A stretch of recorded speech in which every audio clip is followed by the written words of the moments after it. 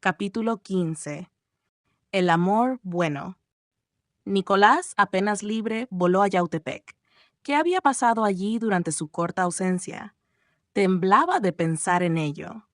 Incomunicado rigurosamente desde que salió de Yautepec hasta que fue puesto en libertad, nada había podido saber acerca de la suerte de doña Antonia ni de Pilar. Pero apenas pudo comunicarse con algunos de los vecinos de Yautepec que habían acudido a hablarle, cuando supo que la infeliz madre de Manuela, demasiado débil para resistir tantos golpes, había caído en cama, atacada de un violento acceso de fiebre cerebral. Era muy posible que la pobre señora hubiera sucumbido. ¿Y Pilar? Indudablemente, la bella y buena joven habría prodigado toda especie de cuidados a su madrina. Era seguro que no se habría separado un solo instante del lecho de la enferma, que abandonada tan miserablemente por su hija, se encontraba, sin embargo, rodeada de gentes bondadosas y caritativas, pero sobre todo de aquel ángel que, más que su ahijada, parecía ser su verdadera hija, heredera de su virtud, de su sensatez y de su noble carácter. Pero en el seno de aquella familia improvisada por la desgracia, junto al lecho de aquella anciana moribunda, hacía falta un hombre, un apoyo, una fuerza que infundiera aliento a los demás y proveyese a las necesidades que siempre aumenta el desamparo. Y ese hombre, ¿quién podía ser sino él? Nicolás, el hombre a quien aquella virtuosa señora había escogido para su yerno y había amado como un hijo suyo, el que a su vez, huérfano desde su infancia, había concentrado en ella todo su afecto filial. ¿Cómo le habría buscado la enferma en su delirio? ¿Cómo habría también Pilar invocado su nombre en silencio, deseando verlo a su lado en aquellos momentos de horrorosa angustia? Este último pensamiento era, en medio de su ansiedad, como una gota de néctar que caía en su corazón, que rebosaba amargura. Desde su salida de Yautepec, preso y amenazado de muerte por aquel militar insolente y arbitrario, Nicolás no había hecho más que pensar en aquellos dos objetos de su cariño, doña Antonia y Pilar.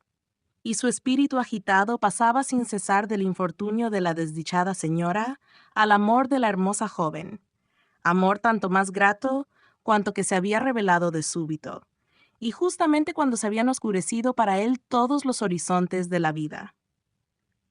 Así es que aquel enamorado joven, en los días precedentes, apenas había concedido su atención al estado que guardaba, a la incomunicación en que se le mantenía, a las mil incomodidades de su prisión, al peligro mismo de una resolución desfavorable a las gestiones que se hacían para libertarle, a todo. Doña Antonia y Pilar eran su preocupación única, y no ver a estas dos personas que para él encerraban el mundo entero causaba su impaciencia, una impaciencia que llegaba a la desesperación. En cuanto a Manuela, se había desvanecido completamente en su memoria. El herrero, como todos los hombres de gran carácter, era orgulloso, y si en los últimos días aún había manifestado algún afecto a la desdeñosa joven, si en su corazón aún no parecía haberse extinguido el fuego de otro tiempo, había sido solamente porque doña Antonia animaba constantemente con el soplo de sus esperanzas aquella hoguera casi convertida en cenizas. Pero Nicolás había acabado por comprender, desde hacía muchos meses, que era un hombre imposible en el corazón de Manuela. Más aún, con su perspicacia natural, con esa facilidad de percepción que tienen los enamorados humildes, había adivinado, analizando detalle por detalle, al regresar tristemente de Yautepec todas las noches, sus estériles y cada vez más heladas entrevistas con la joven, que ésta no solo sentía despego hacia él, sino repugnancia. Ahora bien, a la expresión de este sentimiento, que aun en un semblante hermoso es dura y desagradable, no podía resistir un alma altiva como la de Nicolás. Si él hubiera sido uno de esos muchachos tontos y fatuos que interpretan siempre el gesto y las palabras de las mujeres que aman en el sentido menos desfavorable para ellos, si hubiese sido uno de esos hombres vengativos y tenaces que hacen del sufrimiento un medio de triunfar y de vengarse. Si, por último, Hubiese sido uno de esos viejos libertinos para quienes el deseo es una coraza que los hace invulnerables, para quienes la posesión a toda costa es ya el único objeto de su amor sensual. Nicolás habría permanecido firme en su intento, sostenido por el apoyo de la señora, gran apoyo junto a una hija, por contraria que ésta se muestre. Pero Nicolás era un hombre de otra especie. Indio, humilde obrero, él tenía, sin embargo, la conciencia de su dignidad y de su fuerza. Él sabía bien que valía, como hombre y como pretendiente, lo bastante para ser amado de Manuela. Su honradez inmaculada daba un título. Su posición, aunque mediana pero independiente y obtenida a merced a un trabajo personal, lo ennoblecía a sus ojos. Su amor sincero, puro, que aspiraba a la dignidad conyugal y no a los goces pasajeros del deseo material, le hacían valorizado y estimado, como un tesoro que debía guardarse intacto. En suma, él amaba tiernamente, con sumisión, pero con decoro, con pasión tal vez, pero con dignidad. Y comprometer este decoro y esta dignidad en algún acto de humillación le habría parecido degradar su carácter y arrastrar por el suelo aquel sentimiento que él llevaba tan alto.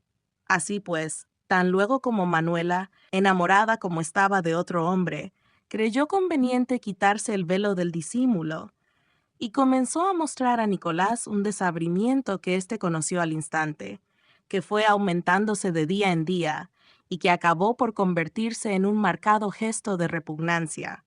Nicolás comenzó por sentirse lastimado profundamente en su orgullo de hombre y de amante, y acabó por experimentar la insoportable amargura de la humillación.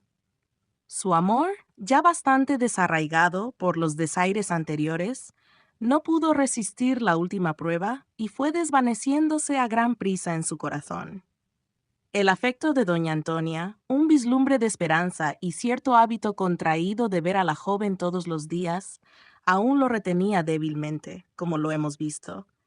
Pero al saber que aquella mujer, a quien había creído insensible para él, pero honrada, había huido con el odioso bandido, cuyo nombre era el espanto de aquella comarca, una sorpresa dolorosa primero y un sentimiento de desprecio después se apoderaron de su alma.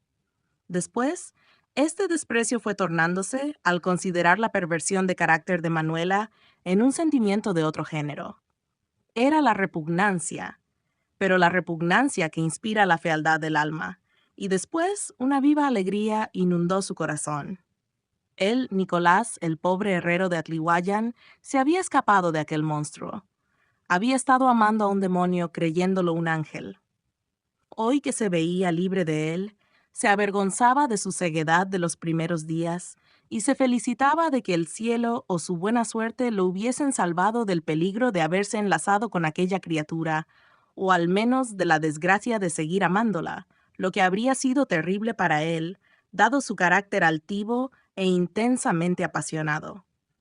Lejos de eso, y como una compensación gratísima, precisamente en los momentos en que su espíritu había quedado enteramente despejado de las últimas nieblas, que aquel afecto hubiera podido dejarle, cuando la serenidad acababa de restablecerse en su corazón. Serenidad que no había sido bastante para turbar ni el peligro que había corrido, ni la indignación que lo había agitado. Había visto surgir ante sus ojos una nueva imagen, más bella y dulce que la que había desaparecido, y había sentido, había comprendido que esa sí era el ángel bueno de su existencia. Ni podía menos. El amor de Pilar se había descubierto en un momento solemne y decisivo, sin interés y sin esperanzas, con todos los caracteres de abnegación, de generoso sacrificio, de resolución heroica, que deben ser las cualidades del afecto extraordinario. ¿Cómo no sentirse subyugado en el instante por un amor tan poderoso? Nicolás no solo sintió penetrar en su alma, como un torrente de fuego, aquel amor nuevo y luminoso, sino que experimentó algo como un remordimiento, como vergüenza de no haber abierto antes los ojos a la dicha, de no haber adivinado el afecto que inspiraba y que seguramente había vivido oculto cerca de él, protegiéndolo, envolviéndolo en una atmósfera de simpatía y de cariño. Y él, ¿cómo habría hecho sufrir a la bella y modesta joven con su aparente galantería para Manuela? Quizás la habría lastimado alguna vez, quizás había sido cruel, sin quererlo, hiriendo la delicadeza de aquel corazón tierno y blando como una sensitiva. Tal idea lo hacía parecer a sus propios ojos como inferior a su amada de hoy, pero no con esa inferioridad que humilla, sino con la inferioridad del creyente para con su Dios, sentimiento que aviva y aumenta el amor, porque lo complica con la admiración y la gratitud. Tales reflexiones ocuparon el ánimo de Nicolás durante el camino de Cuautla a Yautepec, que recorrió impaciente y a todo el galopar de su caballo, atravesando el bosque de Catzahuates y las haciendas de Cocoyoc, de Calderón y de San Carlos, que bordan aquella llanura pintoresca.